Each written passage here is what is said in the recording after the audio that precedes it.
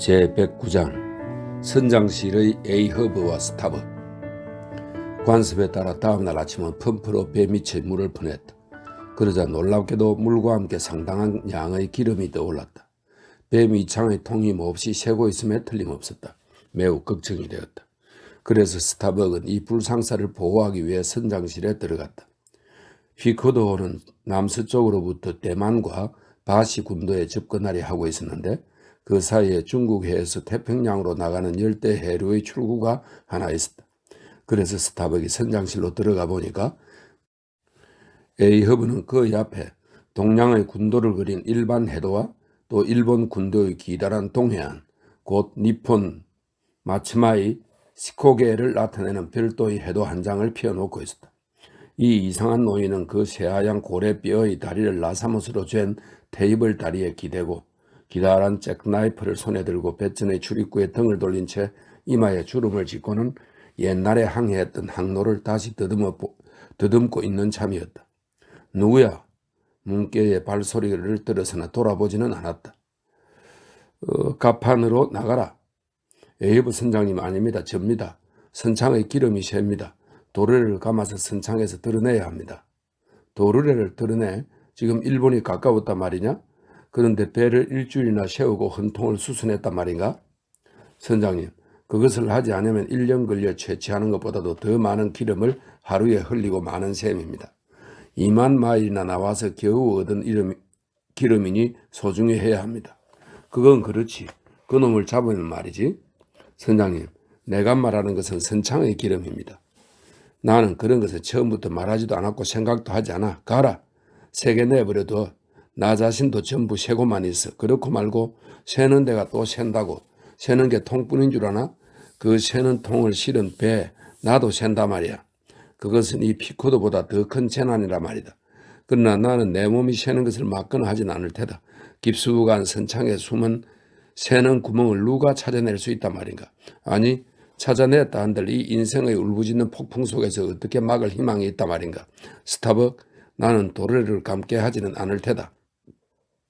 선장님, 선주들이 뭐라고 하겠습니까? 선주들은 nen특히 대안에서 태풍이 무색할 정도로 울부짖으면 돼. A허브가 알 바가 아니야. 선주, 스타벅, 자네는 언제나 나를 보고 그 욕심꾸러기 선주들에 관해서 마치 그들이 내 양심인 것처럼 찌꺼린단 말이야. 그러나 알겠나? 모든 것의 소유주란 그 지휘자인 것이다. 그리고 들으라. 내 양심은 이 배의 용굴에 있단 말이다. 나가라. A허브 선장님. 항해사는 얼굴을 붉히면서 더 깊이 방 안으로 들어갔다. 그 대담함은 이상하리만큼 외경과 사려심이 엿보였는데 있는 힘을 다하여 그 대담함이 바깥에 조금이라도 나타나는 것을 피하려고 하고 있을 뿐 아니라 내부에 있어서는 절반은 스스로를 의심하고 있는 것 같았다. 나보다 좀 더 훌륭한 사람이라면 더 젊고 그러니까 더 행복한 사람한테서 보이면 당장 붕괴할 일을 당신의 경우라면 눈 감아줄 겁니다. 악마, 그럼 자네는 감히 나를 비난할 생각을 갖고 있단 말이지. 나가라. 아닙니다, 선장님. 잠깐만 기다리십시오. 부탁입니다. 나는 죽을 힘을 다해서 선장님 참고 있습니다. A허브 선장님, 우리는 여태까지보다는 좀 더 서로를 잘 이해했으면 좋겠습니다. A허브는 총가에서 총알을 잰 머스킷 총을 꺼내어 스타벅을 향해 겨누면서 외쳤다. 단 한 분의 10만이 지상을 주재하신다. 단 한 사람의 선장이 피코드를 주재한다. 갑판으로 나가. 순간 항해사의 눈은 번쩍 섬광을 발하고 뺨은 불처럼 타올랐다. 그것을 본 사람은 정말로 그가 겨누어진 총구로부터 불꽃 세례를 받은 것이라고 생각했을지도 모른다. 그러나 그는 격정을 누르고 조용히 일어서서 방을 나서려고 하다가 순간적으로 멈추고는 말했다. 선장님, 당신은 나에게 화를 냈지만 나를 모욕한 것은 아니오. 그러니 이런 일로 스타벅을 경계할 필요는 없어. 그저 웃고 계시면 됩니다. 그러나 A허브는 A허브를 경계해야 합니다. 영감, 자신을 두려워하시오. 용감하군 그래. 그래도 복종했어. 몹시 신중한 용기야. 스타벅이 사라지자 A허브는 중얼거렸다. 뭐라고 했더라? A허브는 A허브를 경계하라고? 뼈 있는 말인걸? 그러고 나서 무의식적으로 그 머스킷 총을 지팡이 삼아 무쇠처럼 굳어진 얼굴로 좁은 방 안을 왔다 갔다 했다. 그러나 곧 이마에 겹겹이 잡혀있던 주름살을 펴고 총을 총가에 돌아놓은 후 갑판으로 나갔다. 자넨 너무나도 훌륭해, 스타벅. 선장은 낮은 목소리로 항해사에게 말하고 나서 소리를 높여 선원들에게 외쳤다. 왼 돛을 감아라. 앞뒤 중간 돛도 줄이라. 큰 돛 아래 활대는 뒤로 돌려라. 도르래를 감아라. 선창에서 짐을 끌어내. 에이허버가 스타벅에 대해서 이와 같이 행동한 이유가 어디에 있는가? 그것을 정확히 추측한다는 것은 불가능하다. 그의 내부에 있는 정직함이 성광처럼 번쩍였는지도 모른다. 아니면 이와 같은 조건 하에서는 설사 일시적이라 할지라도 배의 핵심 선원이 뚜렷하게 반대 의사를 나타내는 일은 아무리 사소해도 절대 피하지 않으면 안 된다는 사려 깊은 계책에서였는지도 모른다. 어쨌든 간에 그의 명령은 실행되어 도르래는 감기기 시작했다. 제10장 관속의 퀵해그. 조사해보니까 마지막에 선창에 던졌던 통들은 모두 온전했으므로 새는 것은 훨씬 밑바닥 쪽에 있음에 틀림없었다. 그래서 그들은 마치 물결도 잔잔했기 때문에 깊이 들어가 최하층에 잠들어 있는 큰 통들을 깨워서 그 암흑의 깊은 밤속으로부터 대낮의 햇빛 속으로 내보냈다. 그들은 참으로 깊이 내려갔는데 그 가장 깊은 곳의 큰 통의 모습은 고색이 창연하고 이끼가 낀 느낌이었기 때문에 바로 코앞에는 노아 선장의 화폐를 넣은 곰팡내 풍기는 주춧돌 같은 통이 있고 거기에는 사리에 어두운 그 옛날의 사람들에게 헛되이 대홍수를 경고한 게시문이라도 붙어 있지나 않나 하고 생각될 정도였다. 한층 또 한층 물, 빵, 쇠고기, 통나무, 쇠퇴의 다발 등이 운반되어 나와서 산더미처럼 쌓인 가판은 드디어 다니기도 어렵게 되었다. 그리고 속이 텅 빈 선체는 텅 빈 지하 무덤 위를 밟는 것 같은 울림을 내면서 화물칸에 굴러다니는 유리병처럼 파도 속에 흔들리고 있었다. 배는 마치 아리스토텔레스로 머리를 채우고 뱃속은 허기진 학생처럼 위쪽만이 무거워져 있었다. 그때 태풍이 덮쳐오지 않은 것은 정말 다행이었다. 그런데 이때 나의 불쌍한 이교도인 동반자, 속을 터놓은 친구 퀴케그가 열병에 걸려 무한한 죽음에 접근하고 있었다. 말할 필요도 없이 이 포경이라는 직업에 있어서는 한가한 일자리는 없다. 위험과 위험은 서로 결부되어 있다. 선장이 되기까지 높이 올라가면 올라갈수록 고생은 늘어나게 마련이다. 그래서 사랑하는 퀴케그도 작살잡이로서 살아있는 고래의 갖은 광포와 맞붙어 싸워야 했을 뿐만 아니라 이미 보았듯이 물결이 광란한 바다에서 죽은 고래의 등에도 올라탔다.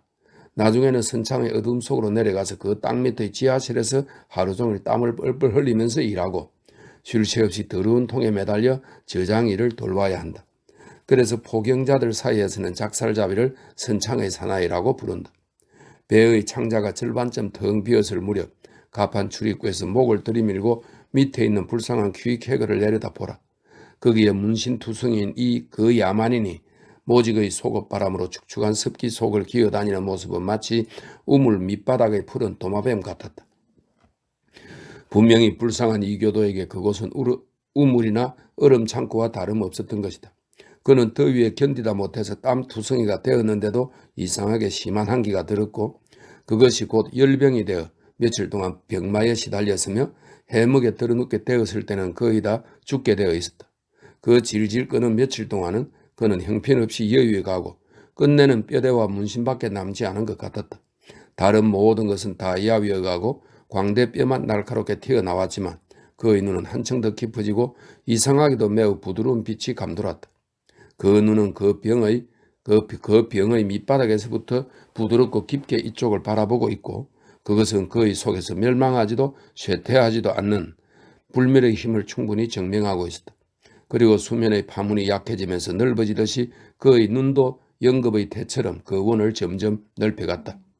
이 기울어가는 야만인의 곁에 앉아서 저 조로아스트의 임종을 지킨 사람들이 보았을 불가사의한 음령을 그의 얼굴에서 보았을 때 표현할 수 없는 두려움이 덮쳐왔다. 인간에 있어서 참으로 놀랍고 두려운 것은 결코 말이나 글로서 나타내지는 것은 아니다. 그리고 모든 사람에게 고루 주어지는 죽음은 모든 사람에게 평등하게 마지막 계시를 가져다 주는 것이지만 사후의 세계에서 건너온 작가만이 그것을 적절하게 표현할 수 있다. 그렇기 때문에 거듭 말하거니와 불쌍한 퀴케그가 흔들리는 해먹에 조용히 몸을 묻고 넘실거리는 파도가 그를 마지막 안식으로 부드럽게 달랠 때 보이지 않는 대양의 조류는 그를 운명의 하늘로 높이 높이 밀어 올렸다. 그때의 그의 얼굴에 은밀히 신비의 그림자를 떨어뜨린 사상, 그 사상보다 더 높고 더 성스러운 것을 죽음에 임한 그 어떤 갈대아 사람이나 그리스 사람이 가질 수 있었겠는가. 선원 중의 어느 한 사람도 그가 왕쾌되리라고 믿는 자는 없었다. 퀴케그 본인도 마찬가지였다. 그가 자신의 병세를 어떻게 생각하고 있었는가는 그가 이상한 소원이라는 것에 강하게 나타나 있었다. 하루가 또 시작되려고 하는 동틀 무렵 어두침침한 새벽 불침번 때 동료 한 사람을 불러 손을 잡고 말하기를 그가 낸트킷에 있었을 때 검은 제목으로 된 조그마한 카누를 보았는데 그것은 그의 고향 섬의 반얀 나무 제목과 흡사했다. 그래서 물어보니 낸트킷에서 죽는 고래잡이는 모두 이런 검은 카누에 넣어지게 마련이라는 것이었는데 그렇게 장사 지내는 방법이 몹시 그의 마음에 들었다는 것이었다. 그것은 그의 종족들의 관습과 비슷한 점이 없지 않았다. 왜냐하면 그들은 죽은 전사를 향료 처리를 한 다음 통나무 배에 입관해서 바다로 띄워 그를 별처럼 총총한 섬이 있는 곳 있는 대로 떠다니게 한다. 그들의 신앙에 의하면 별은 섬이고 눈에 보이는 수평선 저 너머 그들의 평온하고 육지가 없는 바다는 푸른 하늘과 교류하여 은하의 흰 파도를 형성하기 때문이다. 그는 또 덧붙여 말하기를 항해의 관습에 따라 해먹에 쌓여서 오물처럼 바다에 던져서 시체를 좋아하는 상어의 먹이가 되는 것은 생각만 해도 몸서리가 쳐진다고 했다. 아니, 그가 그렇게 생긴 카누를 원했던 것은 그것이 고래잡이로서 살아온 자기에게 더 어울리기 때문이라 했다. 그 관으로 쓰일 카누는 낸트킷의 포경용 보트와 마찬가지로 용골이 없었지만 조종하기가 불안전해서 자주 바람에 떠밀려 다니다가 캄캄한 영겁으로 가라앉을 수도 있었다. 이 기묘한 이야기가 고물에 전해지자 곧 배 목수에게 명해서 그것이 어떤 것이건 간에 퀴케그의 주문대로 만들기로 했다. 배에는 어딘지 모르게 이교적인 느낌이 나는 관 색깔의 헌 목재가 있었다. 그것은 지난번 긴 항해 중에 레크데이 섬의 원시림에서 벌목된 것인데 이 거무스름한 목재로 관을 만드는 것이 좋을 것이라고들 한다. 명령을 통고받자마자 목수는 자를 들고 지체하지도 않고 그의 독특한 기계 같은 민활성으로 앞돛대로 가서 퀴케그의 치수를 자를 움직일 적마다 백목으로 표시를 하면서 매우 정확하게 재었다. 아, 불쌍한 놈이야. 드디어 잡혀가서 심판을 받아야 하겠구나. 롱아일랜드의 선원이 외쳤다. 목수는 잊어버리지 않기 위해 바이스 벤치에다 관의 길이와 정확한 치수를 그리고 그 그림이 잘못되지 않도록 양쪽에 각각 표시를 했다. 그러고 나서 판자와 도구를 갖추어 들고는 이내 일을 하기 시작했다. 마지막 못질을 하고 뚜껑에 대패질을 충분히 하자 그는 가볍게 관을 어깨에 메고 앞 가판으로 가서 거기에 있는 사람들에게 준비는 다 되었느냐고 물었다. 가판에 있는 선원들이 화가 난 듯 그러나 반은 농담처럼 그 관을 치우라고 외치는 것을 듣자 퀴케그는 곧 그것을 이리로 가져오라고 해서 모든 사람을 놀라게 했다. 그러나 거부할 수는 없었다. 결국엔 죽을 운명의 인간들이지만 그 중에서도 지금 죽어가는 사람이 가장 폭군적이다. 게다가 잠시 뒤에는 영원히 그의 폐를 끼치는 일이 없게 될 터인즉 이 불쌍한 사람에게는 죄주는 것이 옳다. 퀴케그는 해먹의 길에서 오랫동안 주의 깊게 관을 지켜보았다. 그러고 나서 작사를 가져오게 하여 그 나무 손잡이는 빼게 한 뒤 새 칼날 부분만을 그의 보트의 노 한 개와 함께 나란히 관 속에 놓게 했다. 그런 다음 비스켓이 관 내부의 긴 모서리 주위에 나란히 놓이고 신선한 물병이 머리께 선창에서 끌어모은 나무 조각들이 섞인 흙이 담긴 조그만 주머니가 발치에 놓였는데 이 모든 것이 그의 요구에 따른 것이었다. 그리고 퀴케그는 범포 조각을 둘둘 말아 베개 대신으로 어느 정도로 편안한지 시험해 보기 위하여 이 마지막 잠자리로 옮겨달라고 부탁했다. 몇 분 동안 가만히 누워있더니 누군가를 그의 자루가 있는 데로 보내어 작은 신 요조를 가져오라고 했다. 그리고 가슴 위에서 양팔을 포개어 얹고 요조를 그 속에 넣고 관의 뚜껑, 그는 그것을 창구라 불렀다. 그 뚜껑을 덮으라고 말했다. 가죽으로 만든 경첩이 달린 머리 쪽 뚜껑은 열려 있었기 때문에 관 속에 누워있는 퀴케그의 조용하고 태연한 얼굴이 보였다. 이었고 마르라이, 좋아 편해 이런 말입니다. 마르라이 하고 중얼거리며 해목으로 돌려보내달라고 손짓을 했다. 그러나 미처 그렇게 하기 전에 아까부터 줄곧 이 근처를 몰래 맴돌던 피입이 그가 누워있는 곳으로 다가와서 한 손에 탬버린을 들고 다른 한 손으로 그의 손을 잡고 훌쩍훌쩍 울었다. 불쌍한 방랑자여, 아직도 실증을 내지 않고 떠나는군요. 이번에는 어디를 방랑하나요? 만약 조류가 그대를 해변에는 연꽃만이 밀려온다는 저 아름다운 서인도 엔틸리스 열도로 데려간다면 내 심부름도 좀 해주실래요? 핍을 찾아줘요. 핍이 오랫동안 보이지 않는군요. 나는 그가 아더키먼 엔틸리스 쪽에 있다고 생각해요. 찾아내거든 위로해 주어요. 그는 매우 슬퍼할 거예요. 이봐요. 탬버린을 입고 갔어요. 내가 찾았어요. 니그아 디그. 자, 퀴케그 죽어요. 내가 마지막 임종의 행진곡을 쳐주겠어요. 언젠가 듣기로는 스타벅은 배전의 창문으로 내려다보면서 중얼거렸다. 열병이 걸리면 무지한 인간은 고대의 언어로 이야기하는 수가 있다고 하더군. 그 신비를 파고 들어보면 까맣게 잊어버린 어린 시절에 어떤 훌륭한 학자가 고대의 언어로 이야기하는 걸 들은 적이 있었다는 게 밝혀진다는 거야. 그래서 내가 믿기로는 이 핍이란 놈은 미친 사람의 기묘한 숭고함으로써 우리들의 고향 하늘로부터의 신성한 정언을 하고 있는 것이야. 천상이 아니면 어디서 저런 것을 배웠겠는가? 들어봐, 또 이야기를 시작했네. 그런데 이번엔 좀 더 이상한 말일세. 두 줄과 두 줄을 만들라. 저 사나이를 대장으로 삼아라. 그의 작살은 어디 있나? 여기에 가로놓아라. 디그 만세. 그의 머리에 싸움닭을 올려놓아라. 그리고 노래하게 하라. 퀴케그는 투사로서 죽는 거다. 잘 알아두라. 퀴케그는 투사였단 말이다. 잊어서는 안 된다. 퀴케그는 투사로서 죽는 거다. 아, 투사. 그러나 비겁한 핍 녀석. 그놈은 비겁한 자로서 죽었단 말이다. 부들부들 떨면서 죽었다. 부끄러움을 알라. 핍, 들어줘. 만약 그대가 핍을 찾아내면 엔틸리스 섬 가득히 그놈은 도망자였다고 외쳐주어라. 비겁자, 비겁한 놈, 비겁자. 그놈은 포경보트에서 뛰어내렸다고 외쳐줘. 설사 그놈이 지금 여기서 다시 한번 죽는다 해도 나는 비겁한 핍에게는 탬버린을 울리며 대장만세를 안 불러줄 테다. 오, 비겁자에겐 어느 누구든 지옥이 있으라. 보트에서 뛰어내린 핍처럼 모두 물에 빠져 죽어라. 지옥이다. 그동안 내내 퀴케그는 꿈속을 헤매는 듯 쭉 눈을 감고 있었다. 핍은 끌려가고 병자는 해먹으로 옮겨졌다. 그런데 이렇게 그가 죽음에 대한 모든 준비를 끝내고 만들어진 관도 매우 흡족하다는 것이 증명되자 갑자기 퀴케그는 정기를 회복했다. 곧 목수가 만든 관은 필요 없게 되었다. 그래서 몇몇 사람이 놀라움과 기쁨의 소리를 질렀을 때 그는 자신의 급한 회복의 원인은 대략 다음과 같다고 했다. 마침내 숨을 거두게 되었을 때 그는 문득 육지에서 해야 할 사소한 의무를 아직 하지 못했음을 상기했고 그래서 마음을 돌려 죽지 않기로 하고 아직 죽을 수 없다고 스스로 자신에게 말해 주었다는 것이었다. 그래서 모두들 죽었다든가 산다든가 하는 일을 자네 멋대로 의지나 기분으로 할 수 있는 일이냐고 물었다. 그렇다 하고 그는 대답했다. 한마디로 요약해서 말하면 퀴케그의 의견이란 만약에 사람이 살기로 결심했다면 고래니 태풍이니 그 밖에 그러한 종류의 인간의 힘을 초월한 알 수 없는 파괴자의 손에 의한 것이 아니고는 병 정도로 죽지는 않는다는 것이다. 여기에 야만인과 문명인 사이에 명백한 차이가 있는 것이다. 병든 문명인은 회복하는 데 6개월이 걸린다면 병든 야만인은 대체로 하루 사이에 반쯤은 이전의 건강으로 되돌아간다. 그러니까 우리 퀴케그는 이내 기운을 회복했다. 그리고 며칠 동안 아무것도 하지 않고 양묘 위에 우두커니 걸터앉아 있더니 관로 속에 그래도 이 사이의 식욕만은 맹렬했다 되어 있네요.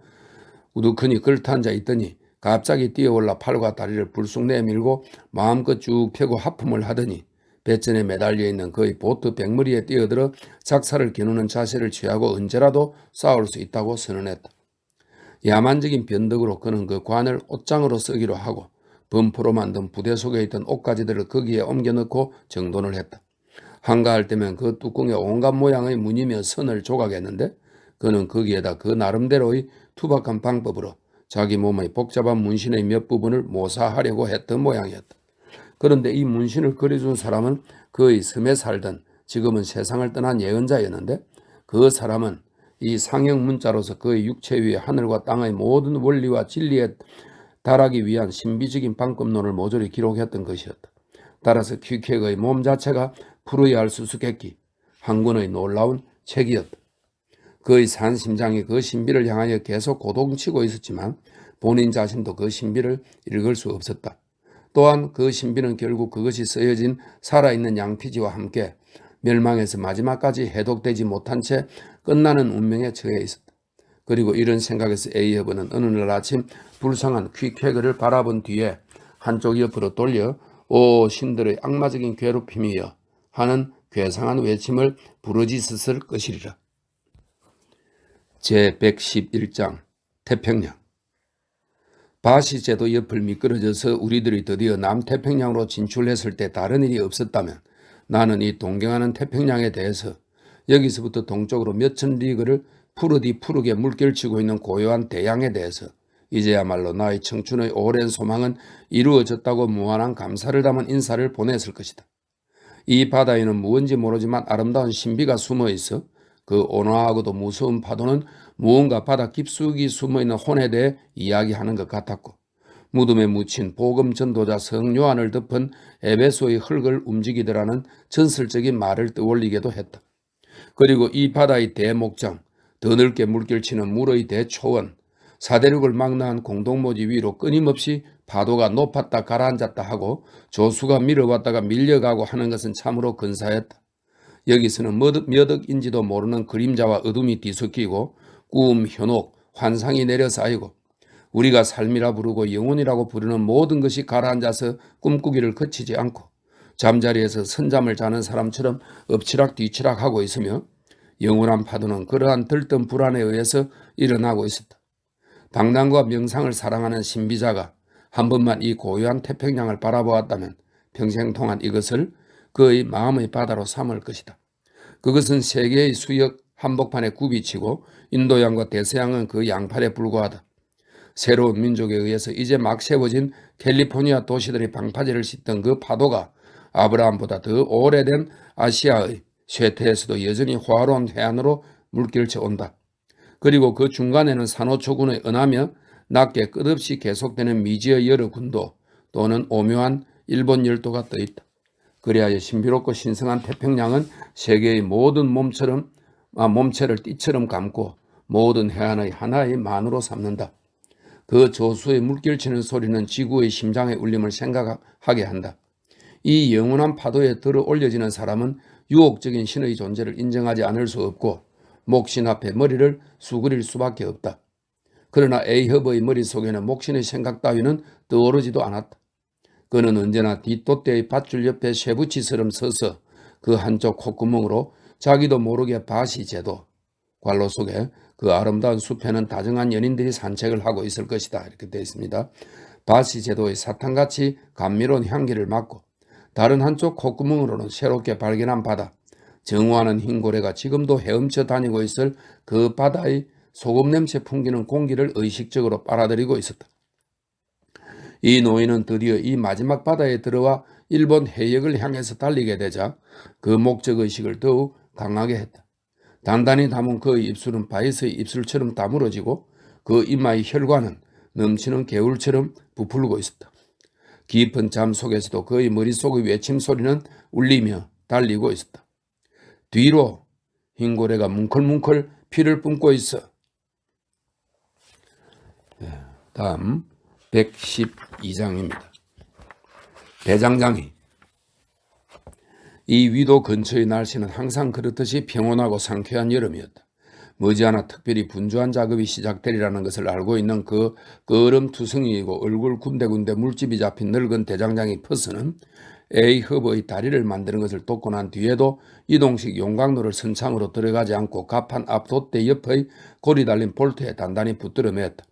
요즘은 보트 장인이 작살잡이니 앞쪽 노잡이들이 빈번히 찾아와서 그들이 갖가지 무기며 보트 용구의 모양을 바꾸어 달라느니 수선을 해달라느니 새로 만들어 달라느니 자질구레한 일을 부탁하는 것이었다.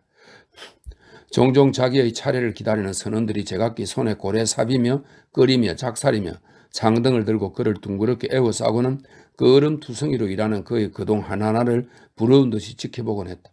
그렇지만 이 노인은 침착하게 팔로 해물을 휘두르고만 있었다. 그에게서는 중얼거림, 초조함, 우라통 같은 것이 새어나오는 일이 없었다. 묵묵히 천천히 무뚝뚝하게 고질적으로 굽어버린 등을 더욱 구부리고 일을 멈추지 않았다. 그것은 마치 일하는 것은 삶 그 자체이고 해머의 무거운 휘두름은 그의 심장의 무거운 고동임을 보여주는 듯 했다. 분명히 그렇다. 이 무슨 비참함인가. 이 늙은이의 야릇한 걸음걸이, 그다지 눈에 잘 띄지는 않지만 고통스러운 듯이 한쪽으로 비틀거리며 걷는 그의 걸음걸이는 항해 초기의 선원들의 호기심을 자극했다. 그들이 끈질기게 물어보자 그는 끝내 항복하였고 그래서 창피하기 짝이 없는 그의 비운의 이야기를 모두가 알게 되었다. 날도 저물어 몹시 추운 어느 깊은 밤 두 시골 마을 사이의 노상에서 이 대장장이의 정신이 멍해질 정도로 감각이 마비되어 가는 것을 느끼고 허물어져가는 헛간으로 들어갔다. 그때 양발의 발가락이 떨어져 나갔다. 이 고백으로 그의 인생극이 하나하나 차례로 밝혀져서 기쁨으로 살아온 네 개의 막과 아직 대단원을 내리지 못한 슬프고 긴 제5막이 드러났다. 그는 60세 가까이 되어 느지막하게 슬픔의 전문 용어인 파밀이라 불리는 것에 부딪히게 된 노인이었다. 그때까지는 솜씨가 좋은 대장장이었고 일은 얼마든지 있었다. 정운이 있는 집을 갖고 있었고 젊고 딸 같은 사랑하는 아내와 쾌활하고 건강한 세 아이들도 있었다. 일요일마다 숲속의 즐거운 교회로 갔다. 그러나 어느 날 밤 어둠을 틈타 아주 교활하게 변장한 극악 무도한 강도가 그의 행복한 가정에 들이닥쳐 그들에게서 모든 것을 빼앗아갔다. 아니 무엇보다도 어리석었던 것은 이 대장장이 자신이 어리석게도 이 강도를 집안으로 끌어들였던 것이다. 그것은 마법의 술병이었다. 그 운명의 마개가 펑 하고 열리자 악마는 뛰쳐나오고 그의 집안을 황폐하게 했다. 대장장이의 일터는 깊이 생각한 끝에 현명하고 경제적인 이유에서 집의 지하실에 마련해 두고 있었고 집과는 별도로 출입문이 나 있었다. 그러므로 젊고 건강한 아내는 신경을 쓰는 일 없이 오히려 발랄한 즐거움과 함께 늙은 남편의 젊은 날 같은 팔이 휘두르는 해머의 힘찬 소리에 귀를 기울였다. 이 메아리는 마루나 벽을 지날 때 소리가 작아지다가 아이 방에 다다를 때면 꽤 은은해져서 대장장인의 어린 자식들은 이 쇠망치 소리를 자장가로 들으며 잠들었다. 아, 이것은 어찌된 행운이란 말인가. 오, 죽음이여. 그대는 적절한 때에 찾아올 수 없단 말인가?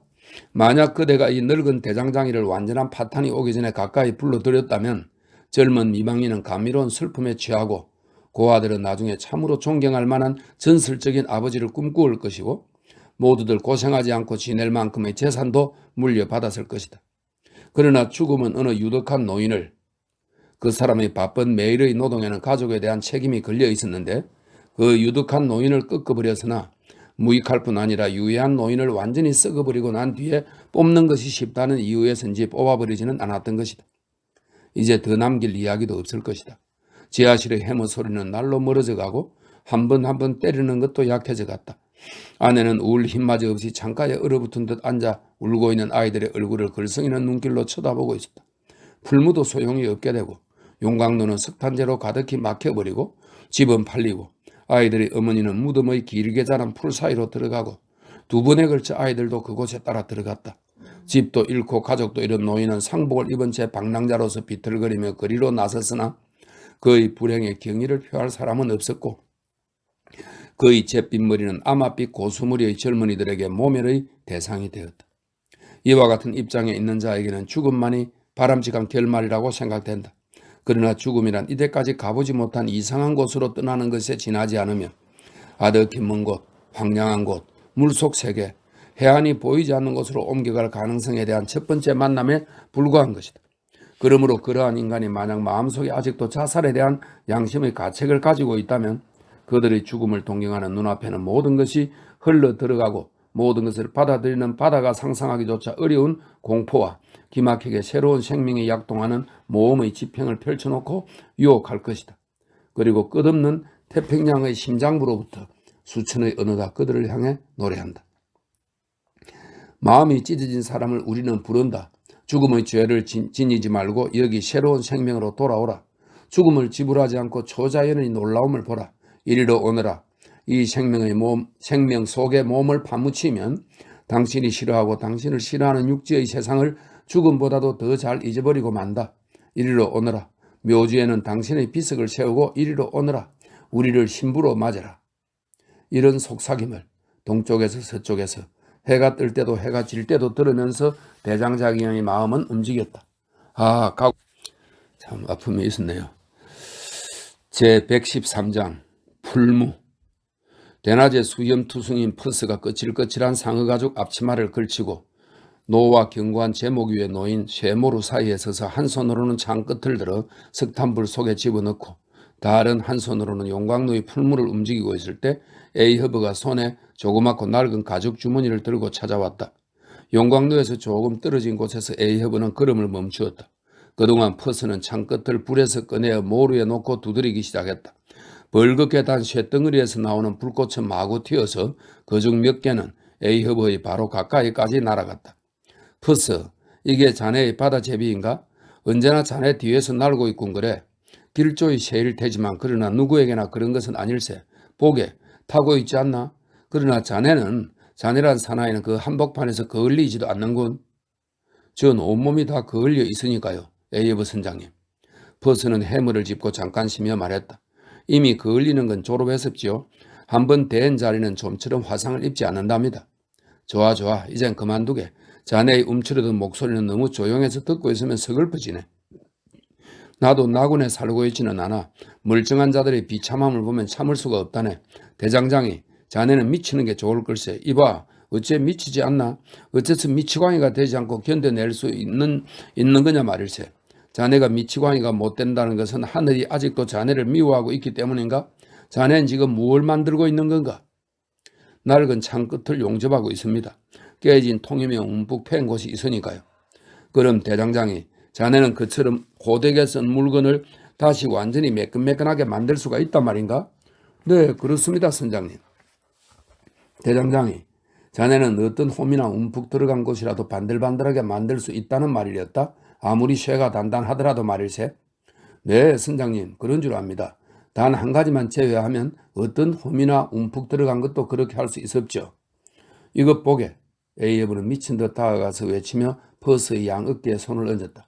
이봐 보게나 이것을. 대장장이, 자네는 이런 흠을 평평하게 한단 말인가? 한 손으로 자기의 주름살 투성인 이마를 썩 문질렀다. 대장장이, 만약 자네에게 그것이 가능하다면 나는 기꺼이 이 이마를 자네의 그 쇠 모루에 올려놓고 자네의 가장 무거운 해물을 내 이마에 받겠네. 자, 이 주름살을 고쳐줄 수 있겠나? 오, 선장, 그것이 단 한 가지. 제가 말씀드리지 않았습니까? 단 한 가지만을 제외하면 어떤 흠이나 움푹 들어간 곳이라고요. 대장장이, 이것이 그 한 가지로군. 그래, 이것은 매끈하게 할 수 없을 걸세. 왜냐하면 자네 눈에는 내 살의 주름살밖에 보이지 않을 테지만 이것은 내 두개골에까지 새겨져서 그곳은 그야말로 주름살 투성이란 말일세. 그러나 어린 나이에 장난은 그만두게. 오늘은 생선갈퀴나 창끝을 만드는 건 그만둬. 이걸 보게. 에이허브는 가죽 주머니를 마치 거기에 금화가 가득 들어있는 것처럼 철렁거렸다. 내게 작사를 만들어 주게나, 퍼스. 수천의 악기들이라도 빼낼 수 없는 그런 것 말이세. 고래의 몸속에 그놈이 지느러미 뼈처럼 찔리는 그런 것을 말일세. 이것이 재료일세. 그는 가죽 주머니를 모루 위에 던졌다. 대장장이 보게. 이것은 경주마의 쇠 편자 조각을 모은 것일세. 편자 조각이라고요, 선장님? 그것 참, 선장님. 선장님께서 모으신 것은 우리 대장장이의 재료로선 가장 좋고 강하기가 더할 나위 없는 물건입죠. 영감, 알고 있어. 이 조각들은 말일세. 살인자들의 뼈를 녹여 만든 악교풀처럼 착 달라붙는 걸세. 자, 내 작사를 벼리게. 우선 몸통을 위해서 12가닥의 쇠줄을 만든다. 그런 다음 그 12줄을 밧줄의 짜는 실처럼 꼬아서 두드린다. 자, 내가 불을 붙여주지. 이었고 12개의 쇠줄이 만들어지자 에이허브는 그 하나하나를 손에 집어서 길고 무거운 철봉에 감아 시험했다. 균열이 생겨서 그는 제일 마지막 것을 던졌다. 다시 한번 만들어 퍼스. 그것도 끝나고 퍼스가 12개를 하나로 용접하려고 하자 에이허브는 그 손을 멈추게 하고 자기 스스로 용접하겠다고 했다. 그리고 그가 박자를 맞춰도 헐떡이면서 해무로 쇠 모루를 두드리고 퍼스가 한 개 또 한 개 벌겋게 단 쇠 막대기를 그에게 건네주고 강한 압력을 받은 용광로가 새빨간 불꽃을 고추 뿜어 올리고 있었을 때 배와 교도가 지나가다가 불 쪽으로 고개를 숙였는데 마치 이 노동에 대해서 어떤 저주나 축복을 내리고 있는 것 같았다. 그러나 에이허브가 눈을 쳐들자 슬며시 옆으로 가버렸다. 저 악마 새끼는 어째서 이 근처를 어정거리는 건가? 스텝이 앞 돛대께에서 내려다보면서 중얼댔다. 저 배와 교도놈은 성냥처럼 불냄새를 맡아냈단 말이야. 그리고 불탄 총의 화약 접시처럼 자기도 불냄새를 풍기고 있어. 드디어 몸통은 하나의 완전한 막대기가 되어 마지막 불에 넣어졌다가 퍼스가 담금질을 하기 위해서 한쪽 옆의 물통에 휙 집어넣자 뜨거운 전기가 수그리고 있던 에이허브의 얼굴에 끼얹어졌다. 내게 낙인을 찍을 생각인가 퍼스? 순간적으로 고통에 움츠렸던 에이허브가 말했다. 그렇다면 내게 낙인을 내가 벼린 셈이군. 절대로 그런 일은 없습니다. 그러나 약간 무서워졌습니다. 에이허브 선장님, 이 작살은 흰 고래에 쓰이는 건 아닌가요? 흰 악귀에 쓸 걸세. 자, 이제부터 칼날일세. 그건 자네가 만들 거야. 이거 보게. 내 면도날을 모아두었네. 더없이 좋은 쇠지. 칼날은 빙의의 진눈깨비의 바늘처럼 날카로워야 해. 늙은 대장자리는 쓰고 싶지 않은 것처럼 면도날의 무더기를 한동안 바라보고 있었다. 이걸 써. 이봐. 이건 이미 쓸모가 없네. 나는 그때까지는 면도도 하지 않을 테고 먹지도 또한 기도드리지도 않을 테니까. 자, 일을 시작하게. 이윽고그는 화살 모양으로 만들어졌고 퍼스가 몸체에 용접하자 쇠로된 몸체 끝에 강철의 칼날이 생겼다. 대장장이는 담금질을 하기 전에 그 칼날을 마지막 불에 넣으려고 하다가 에이허브를 향해서 물통을 가져다 달라고 했다. 아니 물은 쓰지 않겠네. 그야말로 진짜 죽음의 담금질을 하는 걸세. 여이 태슈태고 퀵회거 대구 이교도들 어떤가 자네들 나에겐 이 칼날을 흠씬 적실 만큼 피를 주지 않겠는가? 그는 칼날을 높이 쳐들었다. 흑인들은 좋다고 끄덕였다. 그리하여 이교도들의 살을 3번 찌르고 백경용 칼날의 담금질은 끝났다. 주의 이름으로서가 아니라 악마의 이름으로 그대에게 세례를 주노라. 벌겋게 단 사악한 칼날이 세례의 피를 삼켜버렸을 때 에이허브는 황홀해서 그와 같이 절규했다. 그러고 나서 에이허브는 선창에서 아직 쓰지 않은 막대기들을 가져오게 해서 그 가운데서 아직 껍질이 붙어있는 히코리 나무를 골라 그 끝을 작사를 꽂는 구멍에 맞춰 넣었다. 새 밧줄 한 더미를 풀어 몇 줄의 밧줄을 양묘기에 붙들어매서 팽팽하게 당겼다. 에이허브는 한쪽 발로 밟고 나중에는 하퍼의 현처럼 소리가 날 정도로 잡아당겼다. 그러고 나서 진지한 표정으로 몸을 구부리고 꼬인 데가 없음을 알자 소리쳤다. 됐어. 자, 붙들어매는 밧줄의 한 끝에 꼬임을 풀어 가닥가닥으로 풀린 줄을 작사를 꽂는 구멍 주위에서 다시 엮고 짜고 해서 막대기는 단단히 구멍에 꽂혀지고 막대기 아래 끝에서부터 밧줄을 절반까지 감아 올리고 그것을 빙글빙글 돌려 얽어매어 고정시켰다. 이것이 끝나자 막대기와 강철과 밧줄은 운명의 새 여신처럼 서로 떨어질 수 없는 것이 되고 에이허브가 그 무기를 갖고 무뚝뚝하게 걸어 나왔을 때 그 고래뼈 다리의 울림과 히코리 막대의 울림은 가판의 판자를 한 장 한 장 크게 울렸다. 그러나 그가 선장실에 들어가기 전에 희미하고 괴상하며 절반쯤 장난치는 듯한 참으로 서글픈 소리가 들려왔다. 아, 핍. 그대의 비참한 웃음, 멍청하고 침착성도 없는 눈빛, 그리고 그대의 모든 기이한 무언극은 우울한 배의 어두운 비극과 의미심장하게 섞여져서 그것을 비웃고 있었던 것이다.